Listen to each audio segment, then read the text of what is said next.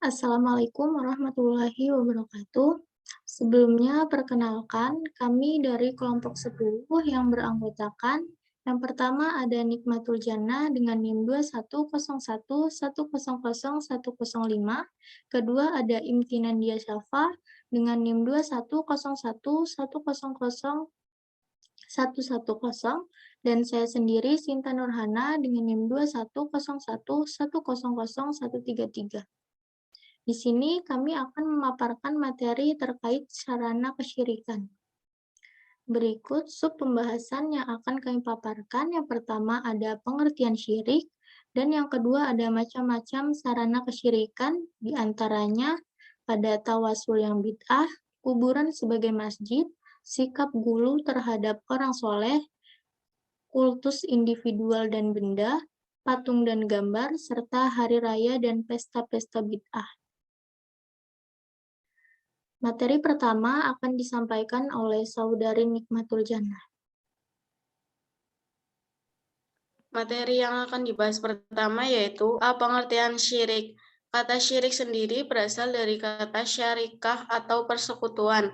Pengertian syirik yaitu mempersekutukan atau membuat tandingan hukum atau ajaran lain selain dari ajaran atau hukum Allah Subhanahu wa Ta'ala. Syirik adalah akhlak yang melampaui batas aturan dan bertentangan dengan prinsip tauhid, yaitu dengan mengabdi, tunduk, taat secara sadar, dan sukarela pada sesuatu ajaran atau perintah selain dari ajaran Allah. Orang-orang yang syirik disebut dengan musyrik. Dalam KBBI, pengertian syirik adalah penyekutuan Allah Subhanahu wa Ta'ala dengan yang lain, misalnya pengakuan kemampuan ilmu daripada kemampuan dan kekuatan Allah. Pengabdian selain kepada Allah Subhanahu wa Ta'ala dengan menyembah patung, tempat keramat, dan kuburan, dan kepercayaan terhadap keampuhan peninggalan nenek moyang yang diyakini akan menentukan dan mempengaruhi jalan kehidupan.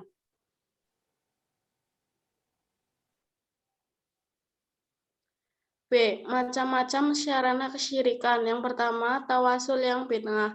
Tawasul yaitu melakukan sarana pendekatan diri agar doa dan ibadahnya mendapatkan ridho dan diterima oleh Allah Subhanahu wa Ta'ala. Berdasarkan ayat Al-Quran Surat Al-Isra ayat 56-57 menjelaskan bahwa tawasul atau wasilah dengan jin, nabi, dan soleh yang sudah mati atau benda yang apa saja sehingga ia dijadikan sebagai tempat untuk menyembah, maka itu merupakan perbuatan syirik dan hal tersebut merupakan hal yang dimurkai oleh Allah Subhanahu wa Ta'ala. Dalam Islam, tawasul yang berbentuk demikian adalah haram. Namun, apabila tawasul dilakukan dengan cara senantiasa mendekatkan diri kepada Allah melalui jalan mentaati segala perintahnya, beribadah untuk mencari ridhonya, mengikuti ajaran Rasul-Rasulnya, dan melakukan amalan dengan cara apa saja yang disukai oleh Allah Subhanahu wa Ta'ala, maka hal tersebut dibenarkan.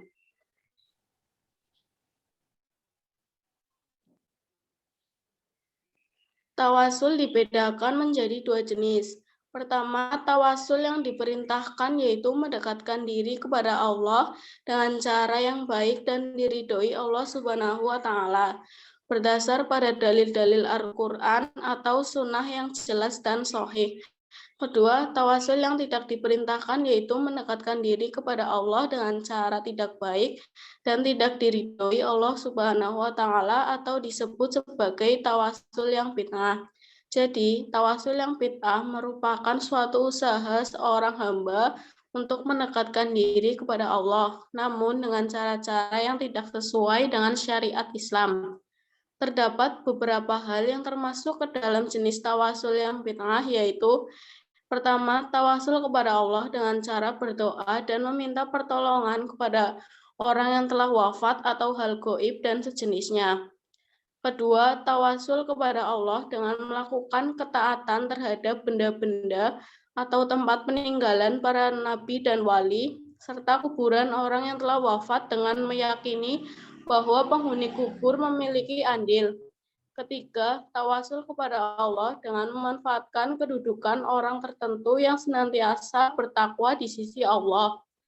Keempat, tawasul dengan zat Rasul atau orang soleh, seperti mengungkapkan lafal, "Ya Rasulullah, aku memohon kepadamu."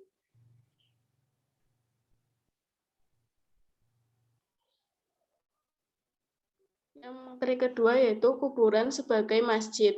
Mengagungkan kuburan orang-orang soleh merupakan salah satu wasilah menuju kesyirikan, seperti menembok kuburan, meninggikannya, dan mendirikan bangunan di atasnya. Demikian juga menulis sesuatu dengan tujuan tertentu di atas kubur, memasang lampu di atasnya, dan menjadikan kuburan sebagai masjid. Dari Aisyah radhiyallahu berkata, Rasulullah Shallallahu Alaihi Wasallam berkata di saat sakitnya yang beliau tidak pernah bangun lagi daripadanya. Allah melaknat kaum Yahudi dan Nasrani disebabkan mereka menjadikan kuburan nabi-nabi mereka sebagai masjid. Kalau bukan karena itu, tentulah kuburan Rasulullah Shallallahu Alaihi Wasallam ditonjolkan, tapi beliau takut akan hal itu atau takut dijadikan sebagai masjid. Hadis riwayat Bukhari dan Muslim. Dalam dalil tersebut dijelaskan bahwasanya Rasulullah Shallallahu Alaihi Wasallam melarang untuk menjadikan kuburan sebagai masjid karena beliau mengkhawatirkan timbulnya sikap berlebihan dan mengagungkan kuburan seperti layaknya masjid, dan dikhawatirkan hal tersebut dapat menimbulkan fitnah yang barangkali dapat menjerumuskan pada perilaku kufur dan syirik sebagaimana yang terjadi pada orang-orang Nasrani dan Yahudi.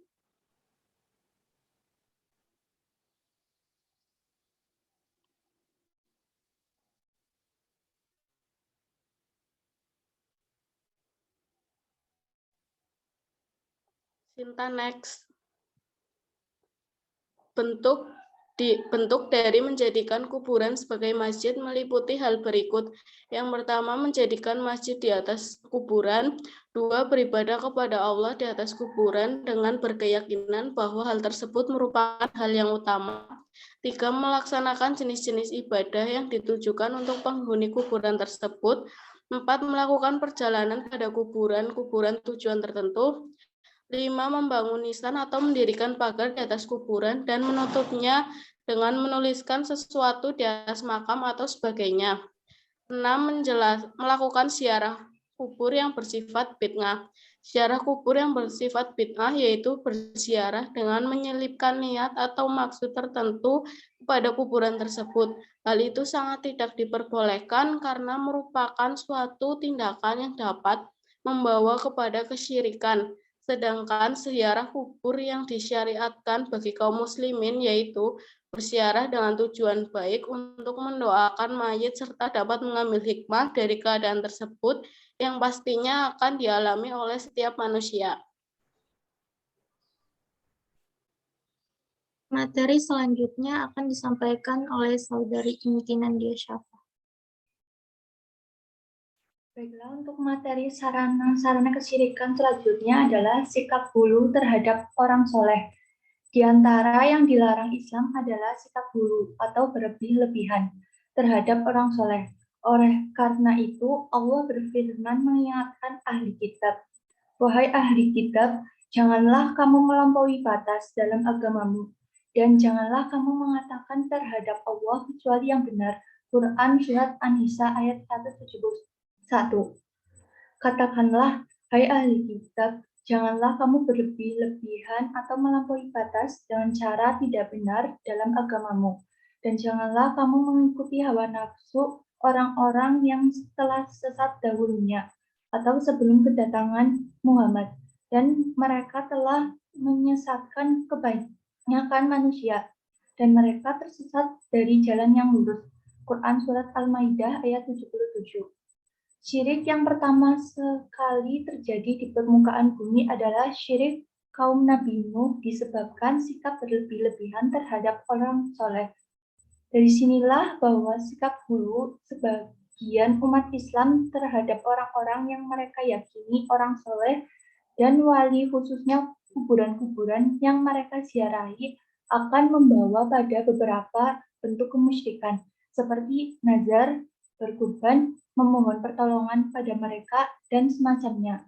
Dan bisa jadi akan membawa pada syirik besar, yaitu keyakinan bahwa mereka mempunyai kekuasaan dan pengaruh di alam ini, sehingga mereka menyembah selain Allah atau menyembah mereka bersama menyembah Allah.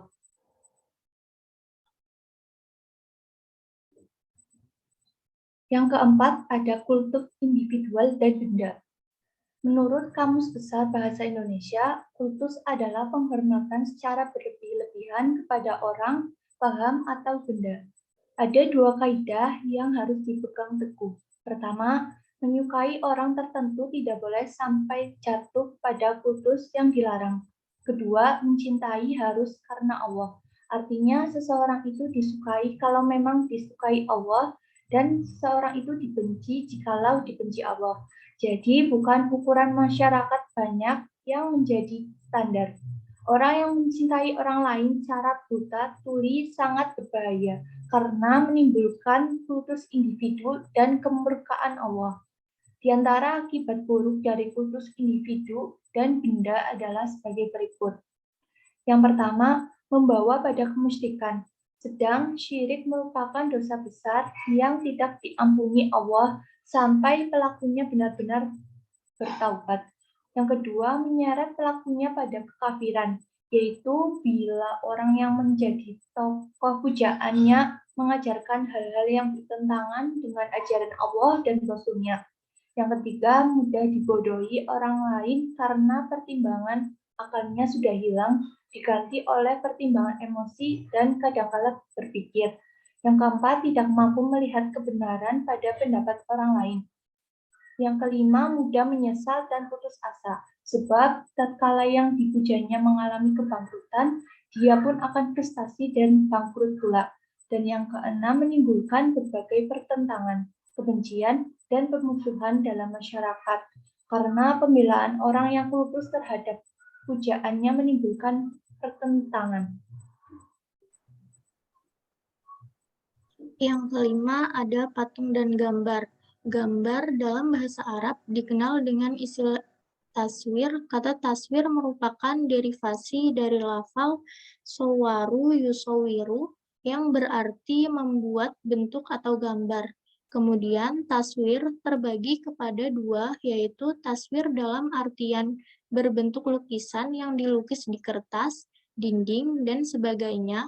Ada pula taswir yang memiliki wujud fisik yang disebut dengan patung yang memiliki volume, fisik, dan bayangan yang ditiru dari benda, baik itu benda hidup maupun benda mati. Adapun gambar yang ada di zaman Nabi Shallallahu Alaihi Wasallam dan yang terlarang atau diharamkan adalah gambar yang mencakup 3 sifat, yaitu gambar makhluk bernyawa dari jenis manusia atau hewan, dimaksudkan mengagungkan, dan gambar itu menandingi ciptaan Allah Subhanahu